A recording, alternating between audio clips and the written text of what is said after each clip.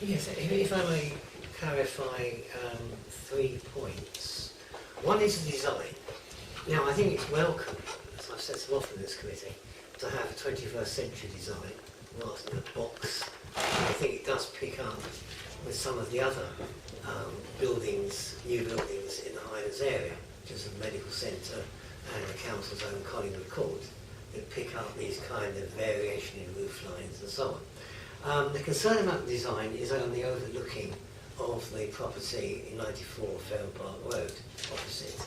Now, I'm most grateful for Mr. Wright having gone and spent some time with the 2 folk who live there. And can you explain how the overlooking of that the proposed new property in 94 Highlands Road will work? Absolutely fine, I'm happy to explain.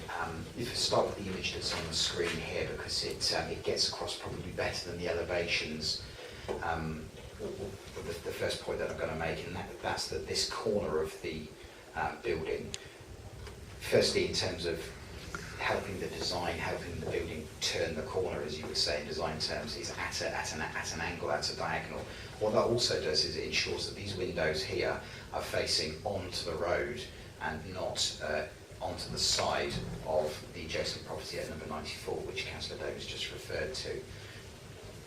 If we look at the remaining windows that are in that elevation of Block A that face onto the side of the adjacent property across the other side of the road are either obscure glazed and fixed shut, and the private terrace to the rear, just roughly where my cursor is, has a privacy screen of at least 1.7 metres high.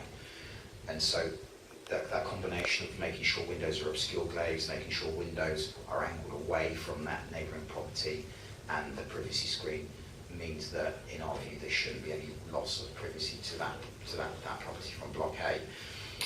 Just to explain, the neighbouring property is comprised of a dwelling house and an annex. It has a number of habitable room windows in this corresponding flank elevation, and it also has its garden area to the rear and side of the property as well. So there is the potential for it to be overlooked, but I'm satisfied that the design of Block A avoids any harmful overlooking. In terms of Block B, that there are windows in this corner of the building here. However, the distance from this corner to the boundary with the neighbouring property exceeds the 11 metre minimum that we normally seek in these sorts of circumstances. And overall, having visited the neighbouring property, having looked at the proximity of the windows, potential for overlooking, I'm satisfied that's not a harmful issue. Is there, sorry, just on that first point, is there a balcony on Block B? Yes, let me just flick to Block B so you can see that. This is Block B. So the front of the building that faces onto Fareham Park Road is here, and there's a terrace at the second floor level here and here. That was, I think, the concern about overlooking the garden of number 94. Mm-hmm. Yes. So, as I just explained, the distance from Block B, those balconies are roughly in line with these windows. The distance from that elevation over the road here exceeds the 11 metres that we would normally find acceptable to safeguard privacy. I think, as members know, I'm not very keen on balconies anyway. Moving on to point 2, the issue of parking. Now, I'm well aware that 20 spaces that are offered are within the council's parking policy. Concern has been expressed that additional cars will park on Fareham Park Road, and there's a great problem with a row of shops to the right, opposite Block B basically. There's a row of small shops which at the moment have the problem of cars parking all day in front of them from a particular source, I think mainly, just down the road. But with the suggestion is that the 20 spaces will not be enough for 18 flats. Now, I have doubts about that because I did a survey of 20 council flats, 24 council flats, just around the corner in Nash Way. And I surveyed that, and I found that those 24 flats between them had 6 cars. Remember, we're talking about social housing, where the rate of car ownership tends to be lower. However, I think the issue of giving some protection to the shops opposite B is one that this committee should address, and I would like to see limited waiting there, so that the residents of the proposed new building couldn't just park there all day and all night and prevent customers going to the shop. Can you turn to that penultimate slide, please, Richard? The last one, but one in the presentation. Yes, that's penultimate, that means, yeah. Sorry. You'll see where the yellow lines end. On the right-hand side, there's a line of cars parked there, which are parked there all day, every day. And the shops are to the right of that. You can see a little bus stop flag, just beyond the bus stop flag.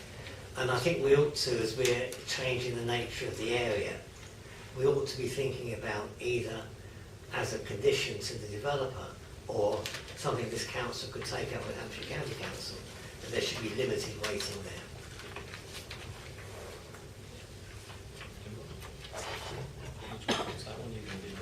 I was going to have an address in that point. I do understand the point that Councillor Davies raised, and I visited this site and this area a number of times, and I think he's correct that there is a particular parking issue in the local area, not exclusively to this part of Fareham Park Road, but in the local areas in general. That is an existing issue. It's not related to this development. This development hasn't even taken place, and that is an existing issue. And I think it would be unreasonable to expect the development to, in some way, try and address that existing issue. In terms of the development itself, officers are satisfied that it should not have any adverse impact in terms of exacerbating that existing situation. In actual fact, if you look at the report, the number of car parking spaces that are provided actually exceed the required standard, the required amount set out in the parking SPD. So if anything, it's going above and beyond what would be expected. And so whilst I recognise it's an issue, it's not one that I think we can link between the development and the parking problems that are currently already experienced. Thank you. I will take this up with our county councillor. My first point, and my final point, Martin, my final point, there was a traffic assessment done.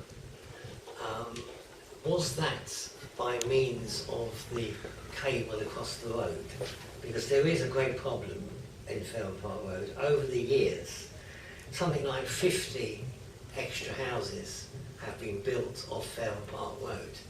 It's death by 1,000 cuts. And yet there's been no improvement at the junction because none of the sites were sufficiently large to get any contribution to improving the road network. It was 2 here, 7 there and so on. So how was the traffic assessment done?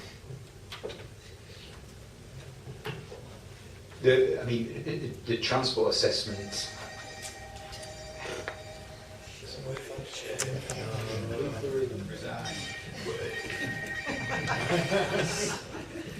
Bring home a bottle of milk.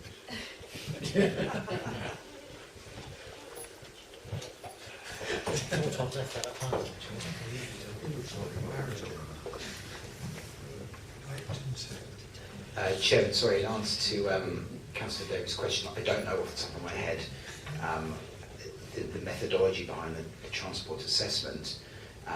Sometimes, as the Councillor refers to, there is an automatic traffic count that is carried out in order to inform that transport assessment. In some instances, then the expected trip generation from a development is estimated from an average. But regardless of the methodology that's been used in this particular instance, the advice from our highways engineer is that the level of traffic that will be generated by the proposed development is not significant enough to create any harmful effects on highway safety or convenience. Yeah, I think Council Price were having a little laugh there about, we used to mention that, about the parking, parking and all the rest of it. We sat there the other night and listed 350 houses with virtually no parking. Thank you, Chairman. Yes, there's a couple of points. I think with regards to traffic regulation orders, that Councillor Davis is on about, of course, as we know, Hampshire now deal with it, and the only time they put any additional lines in is for casualty reduction. So I don't think it will meet that criteria, whether we like it or not, but I think that's the reality of it. I think with regards to the actual application itself, I think it certainly looks very attractive.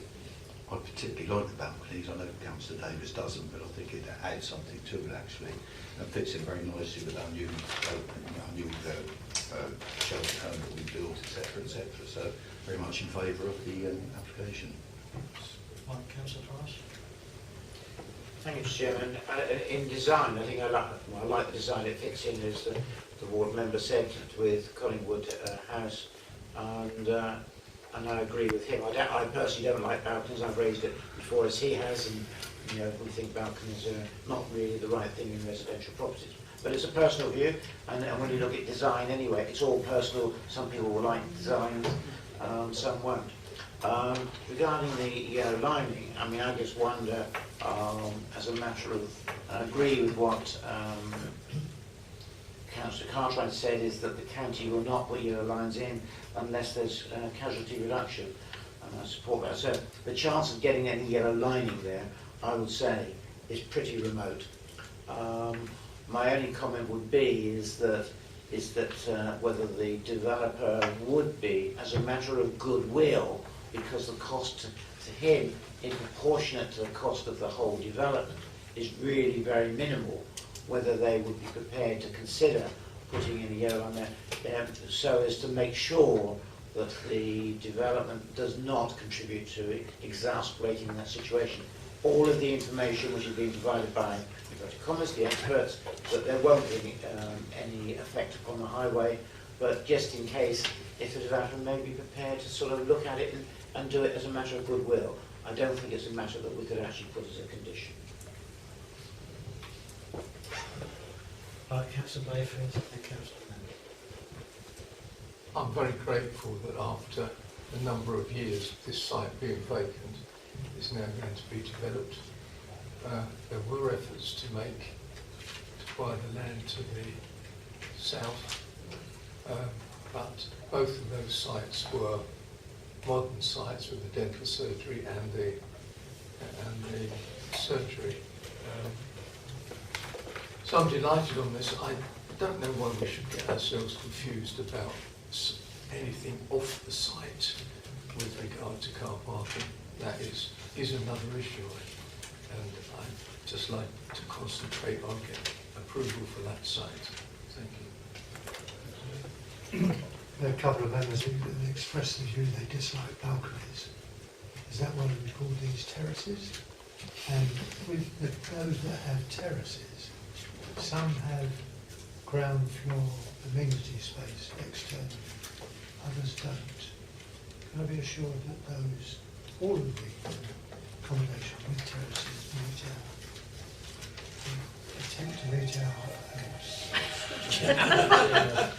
our normal quantum of space, 25 square metres?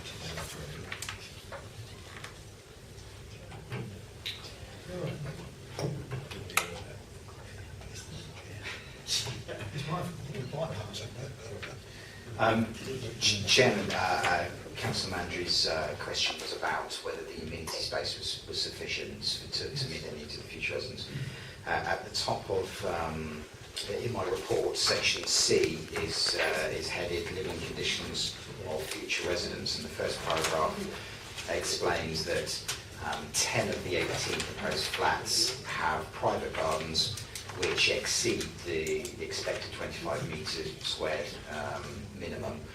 Those that don't have access to either communal gardens or terraces, and that's consistent with the advice that's given in our design guidance SPD, which says that ideally private gardens will be provided, if not communal gardens, if not then more innovative ways of providing external space will need to be considered, and that's why these units all have access to private terraces.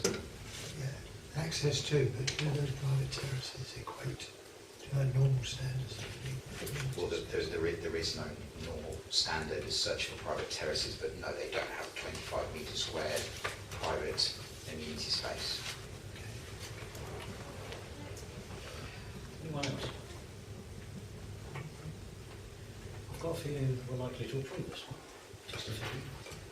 Can you go back to the drawing when we looked at this the 3D version?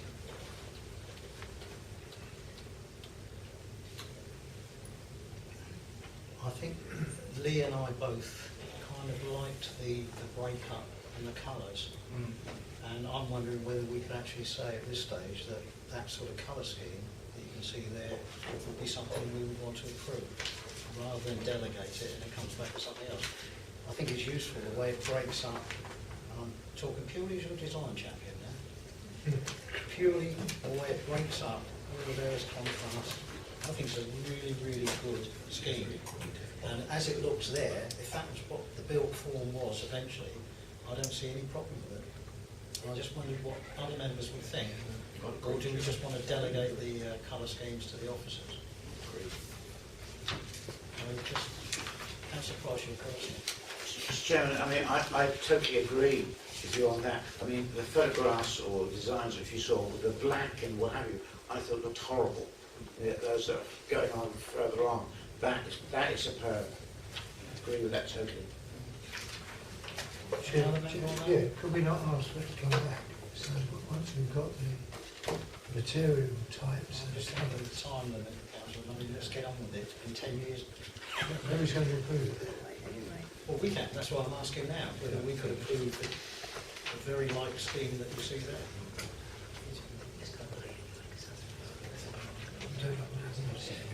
Chairman, if it would be helpful just for me to explain the background to the materials. So the materials that you see here are as originally submitted and proposed by the applicant, actually. In discussions with our urban design officer, it was felt that maybe it was a little bit too busy in terms of the palette of materials. I appreciate it's very subjective, especially when you're talking about materials. And so the suggestion was, rather than trying to discuss materials at this point, that was something that could be subject to a planning condition and approved later on down the line. Now, if it, as it turns out, members are quite comfortable with the palette of materials that were originally submitted, we can, as officers, of course, take that on board and then simply ask for the applicant to submit those same materials to discharge that condition and deal with it that way. And, you know, under the steer from you that you're quite happy with these materials. Yeah, the only caution I would have is that having had experience at the local comprehensive school where they've recladded it in yellow, red and green squares, I wouldn't want to see yellow, red and green squares there. I'm talking about that, Councillor Davis. I mean, that breaks that bulk of that building up very, very nicely, and it's pastel looking, it's not in your face. It's a large building, and I think that breaks it down quite nicely. Is it brick? It's brick, isn't it? Let me explain what you're looking at here. You're looking at a combination of blue brick, a combination of blue brick, red brick, and then standing seam metal and timber cladding. So it's a combination of those, really, of those four main facing materials. And, you know, notwithstanding the concerns raised by our urban designer, I fully accept, as I said a minute ago, it's all subjective. Is that Dominic? That is Dominic. Members? Yes and no? I could split. The only concern I would have about the wood a uniform. I propose, Chairman, with your addition. Well, we can't really vote on that bit if we go on to the main. whether they agree with 3 or 4 of us or whatever, or do we have a vote on that, or do we? Well, at the moment, I think there's a condition that's being recommended to be imposed on the commission, isn't there, Richard? I suppose the question for you fundamentally as a committee is, do you want the details to come back to all of you as a committee can approve it? Are you happy for officers to delegate what those details are? You might want us to have almost like a middle road, if I could suggest one, where you say to officers, we're happy for you to delegate it, but that could be in consultation with the chairman and the wards councillors. Is that all right? That will be fine. Yeah, Right. That'll do then. it's agreed. Right.